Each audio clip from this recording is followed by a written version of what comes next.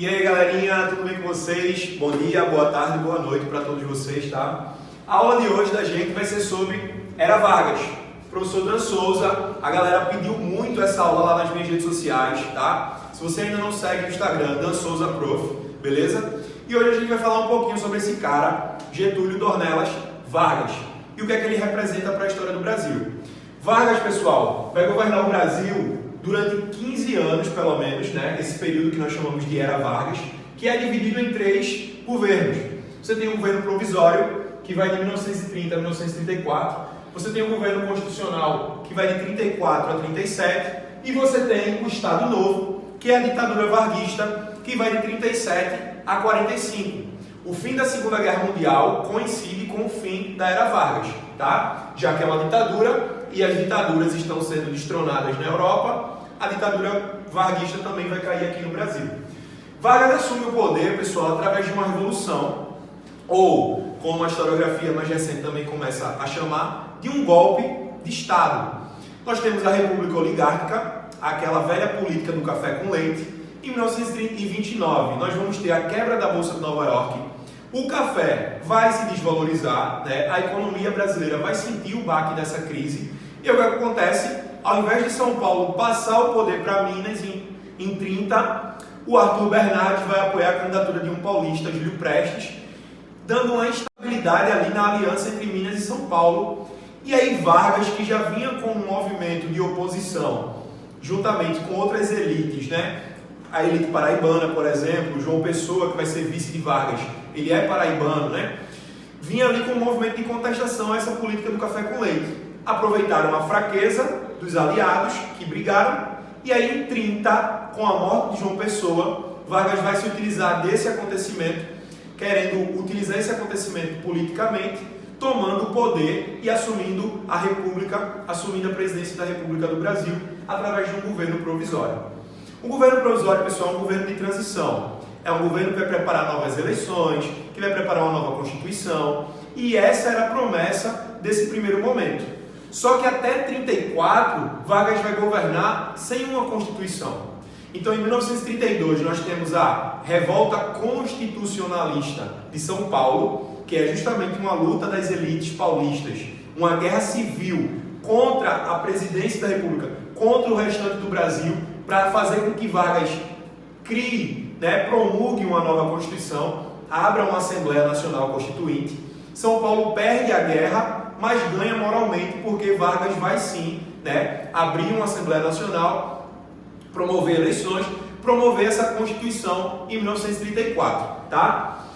Durante o governo provisório também nós vamos ter a criação do Conselho Nacional do Café, que é uma política do Estado varguista para tentar valorizar o produto de maior pauta nas nossas exportações, que é o café. Todo o café que não era vendido para o exterior, ou seja, o excedente, era comprado pelo Estado para que o produto não se desvalorizasse, para que o seu preço não se desvalorizasse. Tá, pessoal? Então nós vamos ter de 30 a 34 esses dois movimentos aí principais. A Revolução Constitucionalista, né? E também a criação do Conselho Nacional do Café. Em 34, inicia-se o governo constitucional de Vargas.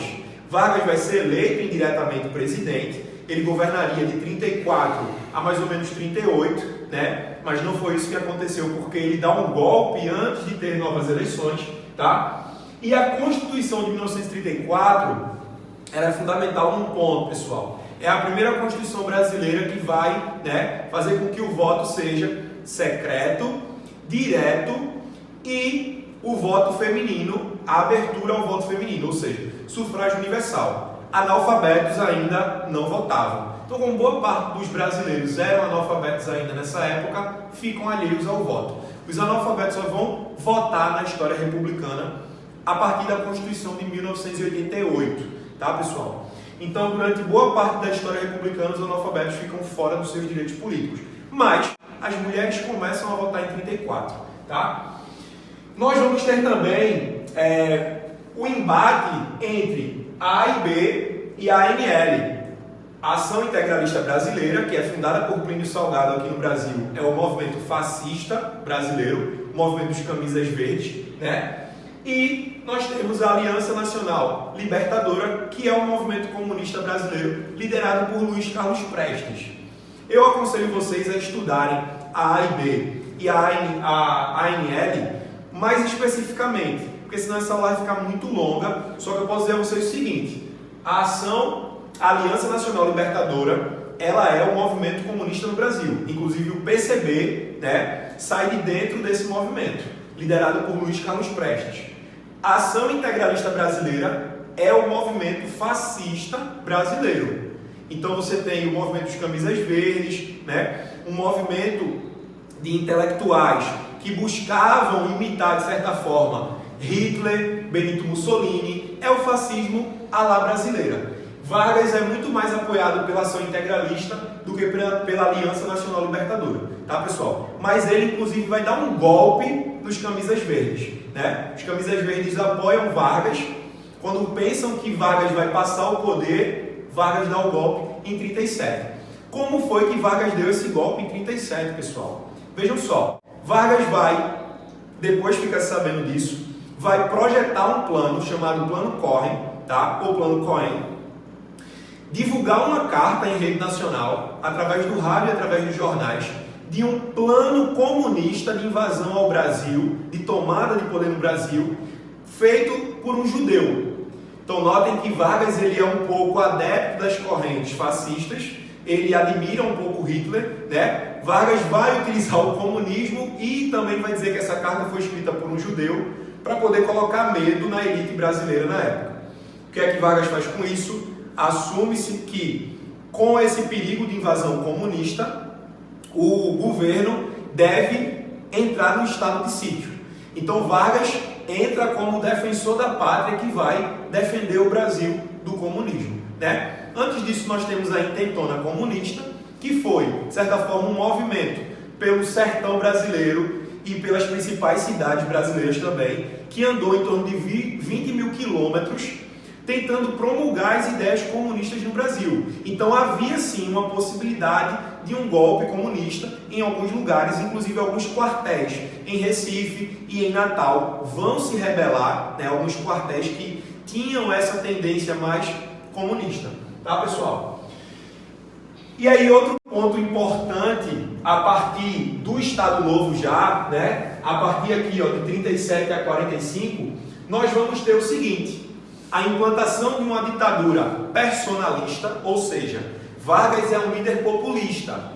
Exige-se dele que ele passe para o público uma imagem de pai da nação.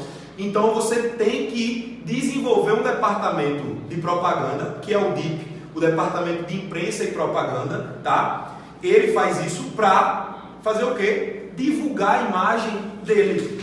Então Vargas controlava através do DIP tanto a imprensa, né, tanto a mídia, quanto as informações que iam ser passadas para a população. Beleza, pessoal? Você tem uma censura muito grande por parte do governo varguista, a partir de 37 a 45. Se você pega os livros didáticos da época, é Vargas ensinando as matérias.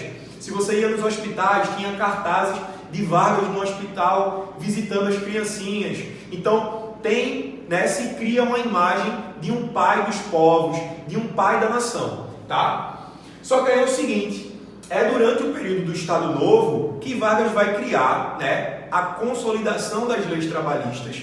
Então Vargas ele cria um sistema que vai reger as leis trabalhistas com foco no trabalhador urbano, tá? É o primeiro momento em que se legisla sobre os direitos do trabalhador no Brasil. Inclusive tem algumas pessoas que dizem: quem libertou o povo não foi Princesa Isabel com a abolição da escravidão. Quem liberta o povo é Vargas, porque concede, não é através de concessão, é através de muita luta, né, os direitos trabalhistas à galera. Carteira assinada, horas mínimas de trabalho, salário mínimo, tudo isso, né, uma incipiente previdência, tudo isso começa a surgir durante esse período Vargas, tá? Outra coisa que é importante, pessoal, vocês entenderem, é o processo primário de industrialização nacional.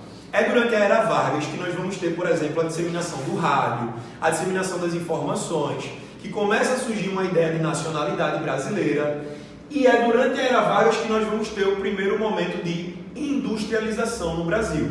Vargas vai criar a Vale do Rio Doce, a Companhia Siderúrgica Nacional, com o apoio dos Estados Unidos da América, justamente por ter entrado a favor dos aliados na Segunda Guerra Mundial. Tá, pessoal? Se vocês quiserem saber um pouquinho mais sobre Vargas, sigam lá a minha página, entrem em contato comigo, beleza? E venham tirar suas dúvidas sobre esse cara maravilhoso. Beleza, pessoal? Valeu, muito obrigado.